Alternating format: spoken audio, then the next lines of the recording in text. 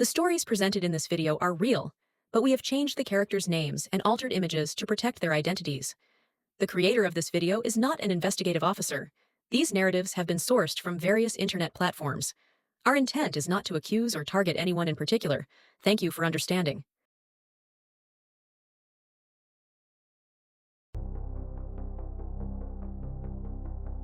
Welcome to True Crime Stories Hub. Today we're going to examine yet another terrible betrayal by husband. A 35-year-old woman from Bardstown, Kentucky named Crystal Rogers was well known for her commitment to her kids. She shared custody of her 4 children with her ex-husband, Keith, and lived 45 miles southeast of Louisville. For the benefit of their kids, Crystal and Keith remained friendly even after they split up. Her current boyfriend, Houck, was with her youngest son, who was only 2 years old at the time. Crystal's mother, Ballard, thought it odd that her daughter did not pick up her phone on July 5, 2015, since she had always been a dependable and responsible parent. Sherry was becoming increasingly concerned about the lack of contact, even though Crystal normally answered her calls. Sherry had not heard from her daughter for 24 hours, and her anxiety grew every hour. Sherry's maternal instincts told her something was wrong, and Crystal's absence was unusual. Sherry had a nagging suspicion that something wasn't right. Throughout the day, Sherry made several attempts to get in touch with Crystal, but each time she was unsuccessful. In the hopes that someone would know where Crystal could be, she made the decision to get in touch with her friends and relatives. Regretfully, nobody had recently seen or talked to her. At about the same time, Crystal's younger sister Brooke called Sherry to let her know that she had also been unable to get through to Crystal. Brooke told her mother that she had a conversation with Crystal's boyfriend, Houck. Brooks told her that since Friday, he hadn't seen Crystal. Brooks claims that before he went to bed the last time he saw her, she was up playing games on her phone. The following morning, Brooks found Crystal gone. He surmised that Crystal might have spent the 4th of July at her cousin's place. But as Sherry found it difficult to contact her daughter, her worries increased. While Sherry was at the police station reporting Crystal missing, her son, Casey, got a call from a friend who had spotted Crystal's car on the side of the road. Casey and his father, Tommy Ballard, were concerned about this finding since they knew Crystal would not have abandoned the car on her own. Casey and Tommy felt a knot in their guts when they got the call. When Casey and Tommy arrived at the scene, they noticed Crystal's automobile with a flat tire. But this finding further strengthened their conviction that something was gravely amiss.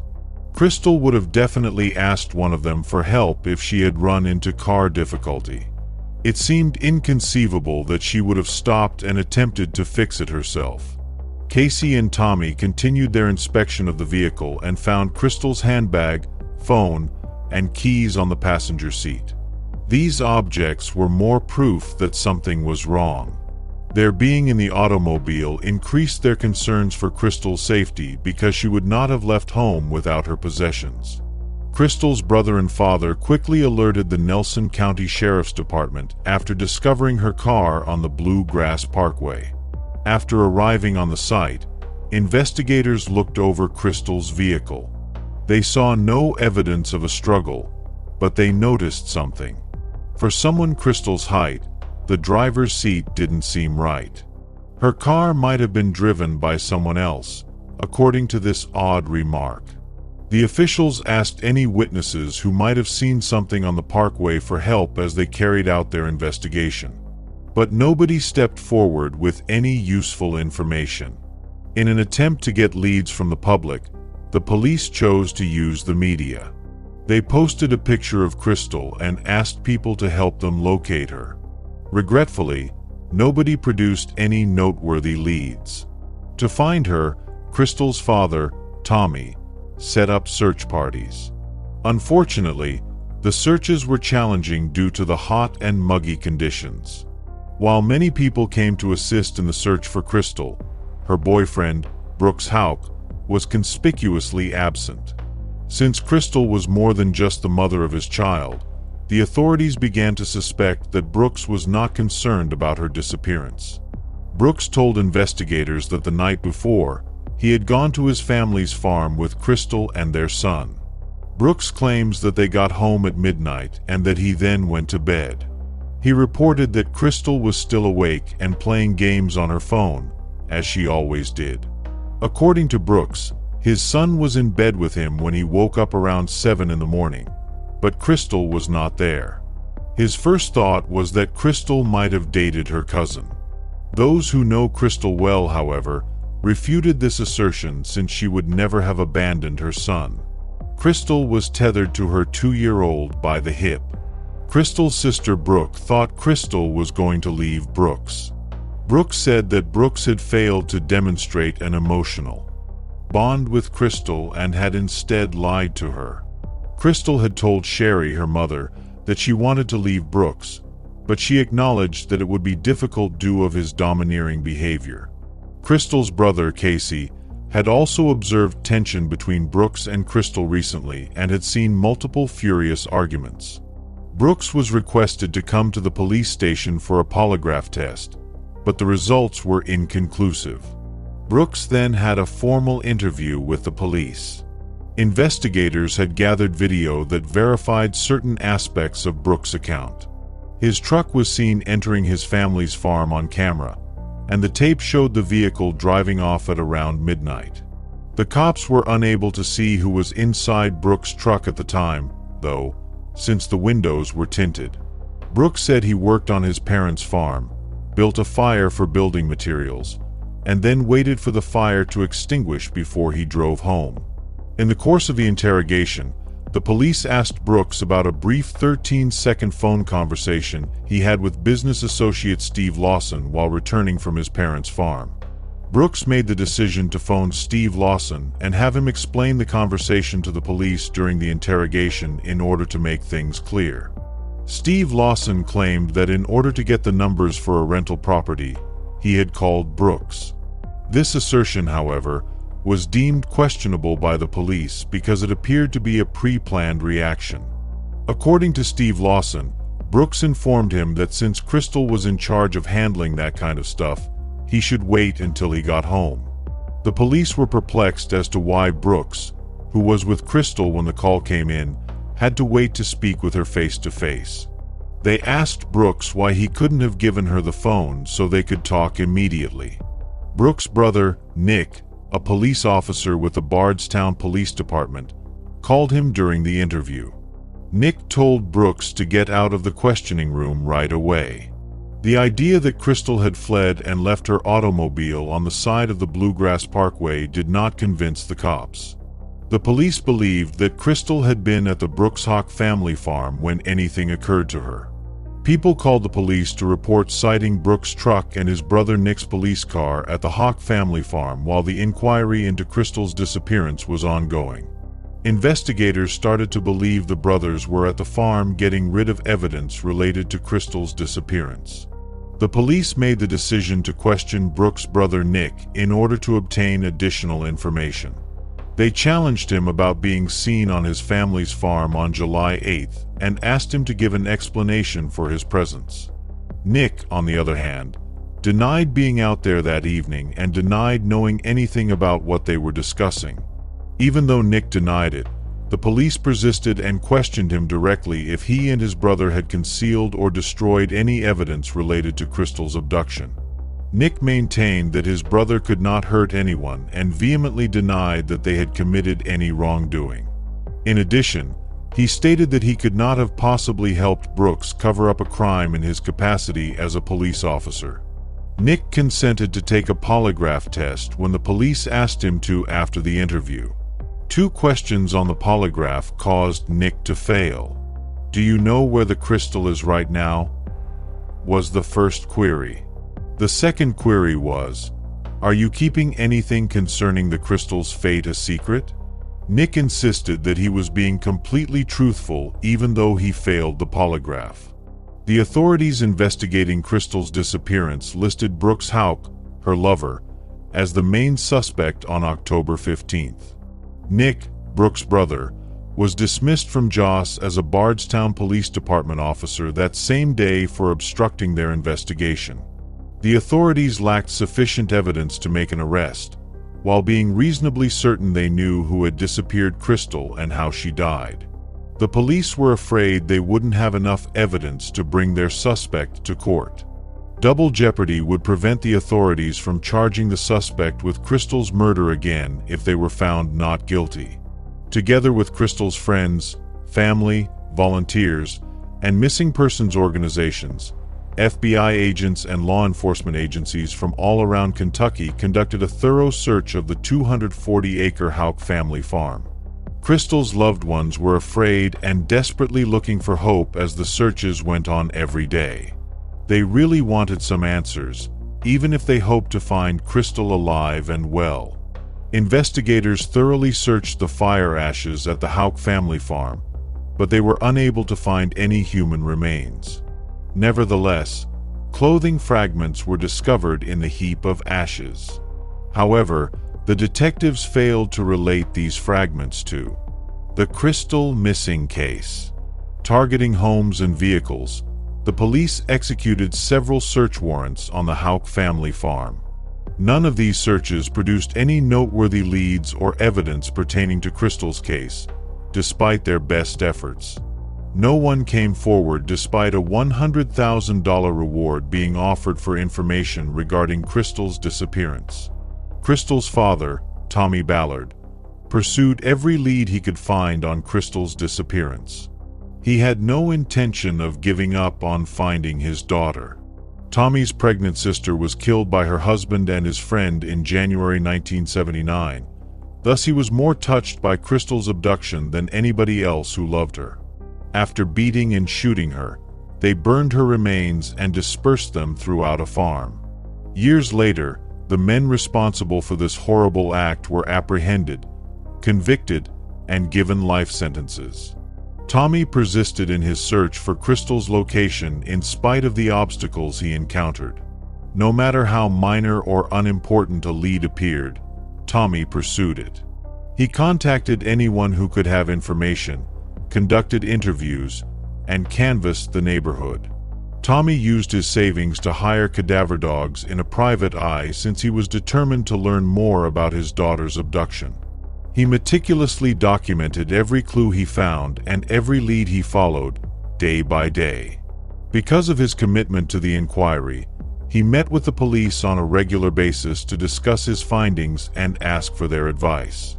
Tommy Ballard took his 11-year-old grandson, Crystal's son, hunting on their property early in the morning in November 2016. Sherry, Tommy's wife, watched them go. And Sherry couldn't help but feel uneasy as they left. She felt compelled to swiftly beseech God to keep a close watch over them while they were in the woods. Sherry went back to her bed and tried to unwind. But minutes later, she would be disturbed by a phone call. Sherry recognized the voice of her grandson, Crystal's kid, as she picked up the receiver. There was fear and anguish in his voice. "Me, Ma. Papa was shot," he sobbed. Her heart fell.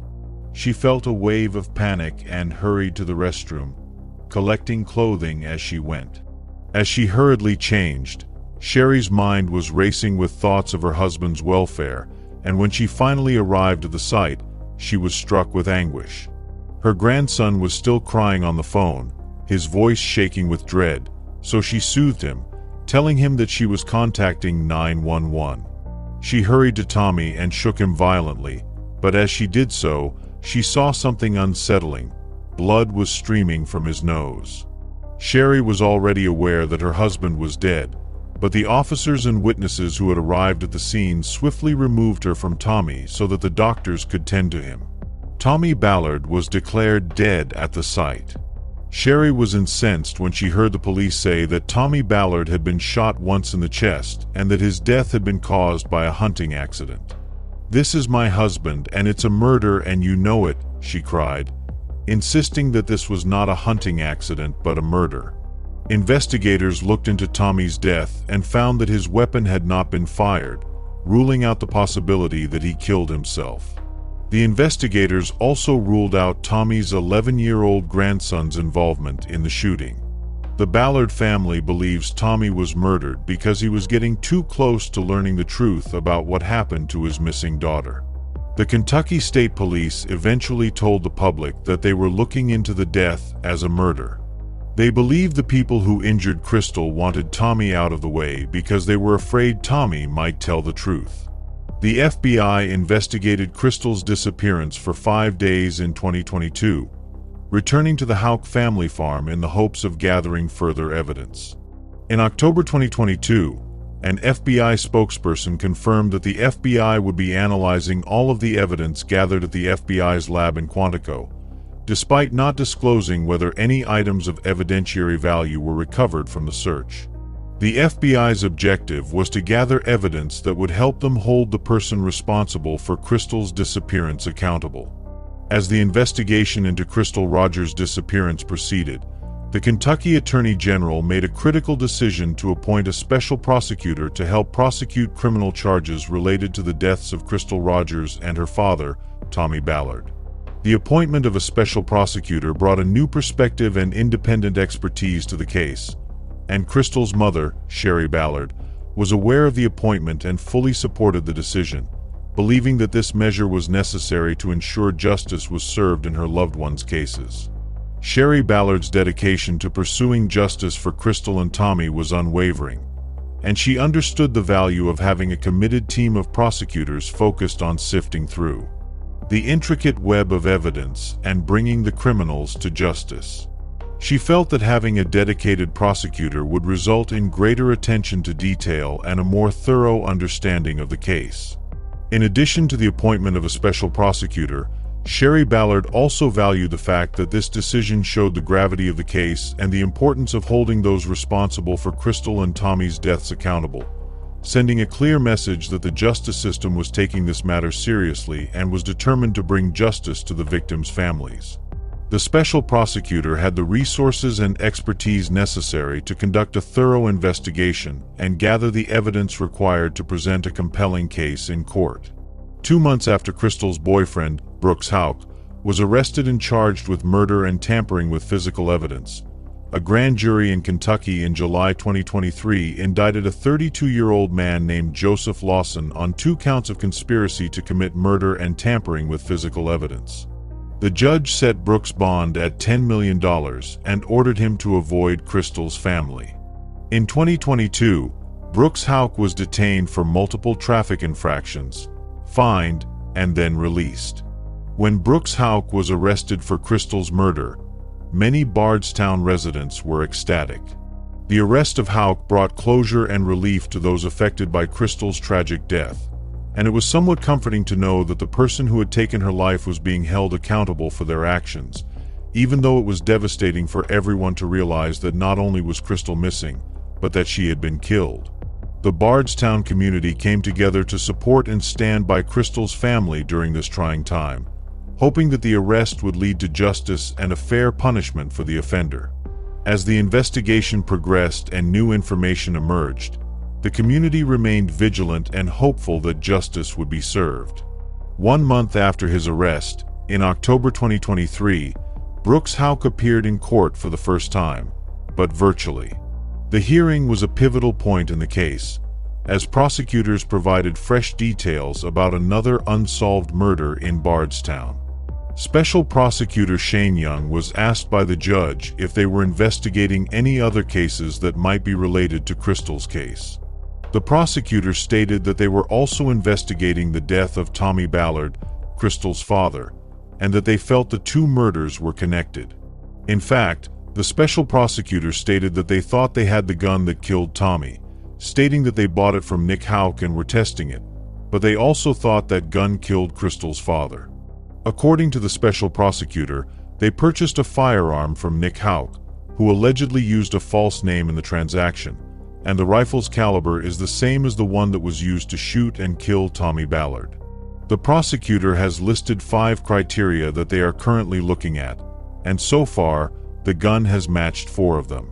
When the special prosecutor linked the 2 murders in court, Tommy's father and Crystal's grandfather expressed their satisfaction and hoped that justice would be served quickly in both cases.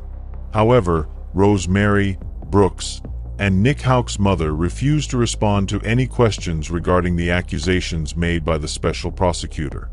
Additionally, the prosecutor also claimed during the court hearing that the Houck family had secretly recorded the grand jury proceedings, claiming that Brooks Houck's mother, brother, sister, brother-in-law, and mother's boyfriend were all involved in this illegal activity. The prosecutor claimed that the Houck family did this in order to obtain an unfair advantage and make sure their accounts stayed consistent.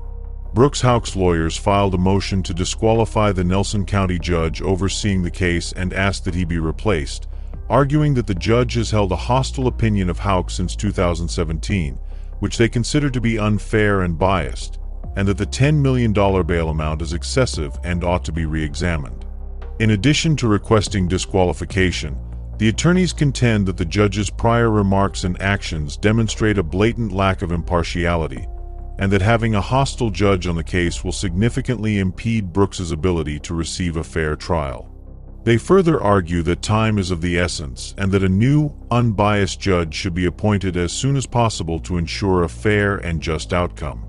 A few weeks later, the Kentucky Appeals Court issued a decision formally rejecting Houck's request to have the judge overseeing Brooks's trials removed from his case, ruling that Houck will remain in custody on a $10 million bond. Stephen Lawson was charged in December 2023 with 2 counts of conspiracy to commit murder and tampering with physical evidence. Joseph Lawson, Stephen Lawson's son, was detained on suspicion of being involved in Crystal's disappearance, according to extensive media coverage.